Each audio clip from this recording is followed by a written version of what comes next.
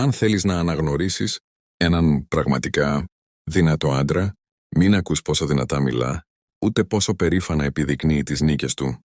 Η αληθινή δύναμη δεν διαφημίζεται. Αποκαλύπτεται σιωπηλά, μέσα από την καρδιά. Οι στοικοί πίστευαν πως η πραγματική ισχύς χτίζεται πρώτα εσωτερικά, πολύ πριν φανεί στον έξω κόσμο. Οι μύες χτίζονται σε μήνες. Ο πλούτος μπορεί να χαθεί σε μέρες. Η φήμη μπορεί να καταρρεύσει σε δευτερόλεπτα. Όμως μια πειθαρχημένη καρδιά αντέχει καταιγίδες που θα διέλυαν πιο αδύναμους άντρες. Σήμερα αποκαλύπτουμε 5 σημάδια μιας πραγματικά δυνατής αντρικής καρδιάς. Όχι για διασκέδαση, αλλά για να θέσουμε ένα πρότυπο, γιατί η πραγματική δύναμη ξεκινά από τη σταθερότητα μέσα μας. Το πρώτο σημάδι είναι η πλήρης ανάληψη ευθύνης. Ένας δυνατός άντρας δεν σπαταλά τη ζωή του, κατηγορώντας τον καιρό, την κοινωνία, τους γονείς ή τους εχθρούς του. Γνωρίζει ότι οι δικαιολογίες είναι πολυτέλεια των αδύναμων. Όταν αποτυγχάνει, εξετάζει τον εαυτό του. Όταν πέφτει, αναλαμβάνει την πτώση. Ο Μάρκος Αβρίλιος έγραφε ότι πάντα έχεις εξουσία πάνω στο μυαλό σου, ακόμα και όταν ο κόσμος βρίσκεται στο χάος. Αυτός ο άντρας κατανοεί ότι η ευθύνη δεν είναι βάρος αλλά όπλο. Οξύνει την κρίση του, πειθαρχεί τα συναισθήματά του και μετατρέπει τον πόνο σε μάθημα.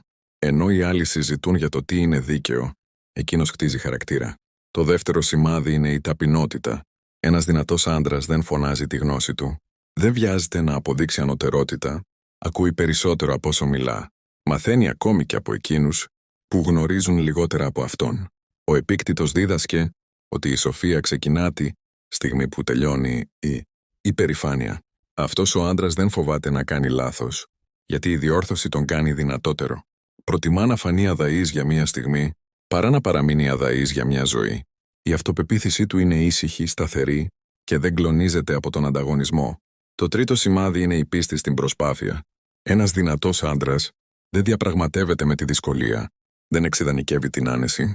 Όταν το μυαλό του ζητά ξεκούραση, εκείνος ζητά σκοπό. Όταν το σώμα του θέλει να παραιτηθεί, του θυμίζει ποιος δίνει τις εντολές. Ο Σενέκας έγραφε ότι οι δυσκολίες είναι το προπονητικό έδαφος των μεγάλων. Αυτός ο άντρας δεν απολαμβάνει τον πόνο, αλλά τον σέβεται, γιατί τον διαμορφώνει σε κάποιον αξιόπιστο. Γνωρίζει ότι η άνεση γεννά αδυναμία, ενώ η αντίσταση σφυριλατεί ταυτότητα. Το τέταρτο σημάδι είναι η καρδιά που στηρίζεται στο νόημα. Ένας δυνατός άντρας δεν είναι κενός. Δεν περιπλανιέται στη ζωή, κυνηγώντας στιγμιακή διάγερση.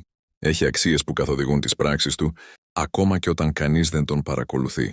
Προστατεύει την ακεραιότητά του πιο προσεκτικά από ότι τη φήμη του.